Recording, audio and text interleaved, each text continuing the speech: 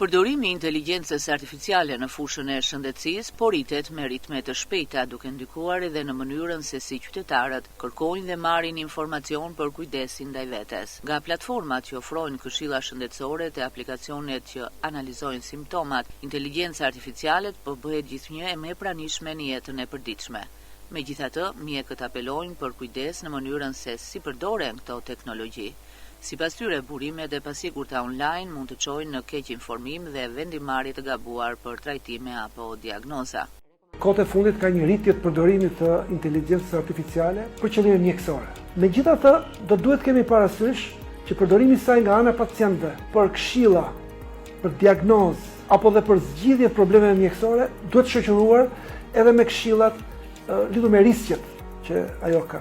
Këshilla e parë do të ishte përdorni inteligjencën artificiale, por keni kujdes, mos ngelni vetëm tek ai informacion që morët. Është e nevojshme gjithmonë mbështetja, këshilla nga një mjek për këtë. E dyta ka të bëjë me formulimin e pyetjeve. Mënyra se si e formulon një pyetje e orienton inteligjencën artificiale drejt përgjigjeve të caktuara. Treti ka të bëjë me kontekstin. Dhe konteksti ka të bëjë me elementë të rëndësishëm si për shembull mosha e personit në fjalë, me prakticitetin e çështës, me kostot e tjera me radhë. Së fundi është gjithmonë e rëndësishme të kemi parasysh se inteligjenca artificiale ende është një produkt në përsosje sipër.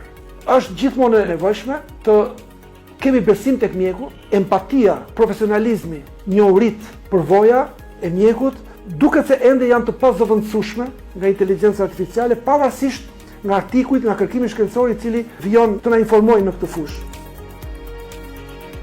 Inteligjenca artificiale nuk mund të zëvendësoj kur doktorin. Është doktori i cili trajton pacientin, trajton individin në mënyrë specifike. Nuk mund të diagnostikoj një infarkt akut miokardi, që është një urgjencë madhore, dhe mund të keq diagnostikohet si një pneumoni, po e zëm, apo si një dhimbje stomaku, dhe personi vazhdon të rrinë në shtëpi duke pritur që inteligjenca artificiale t'i gjejë sëmundjen dhe të gjejë trajtimin. Prindrit nuk duhet mjaftohen me rekomandime që jep interneti apo ChatGPT-ja, po duhet të trajtohen pediatri. Mos merrni barna dhe terapi, mos merrni trajtime nëpërmjet internetit, po ato duhet të konsultoni patjetër nëpërmjet mjekut familjes dhe mjekut specialist. Kështu që një mesazh që kam për pacientët tanë është që kujdesi i vërtet dhe ai personal fillon tek vizita e mjekut. Shëndeti është pasuria më e madhe që kemi, kështu që informohuni patjetër, por mos rrezikoni shëndetin tuaj.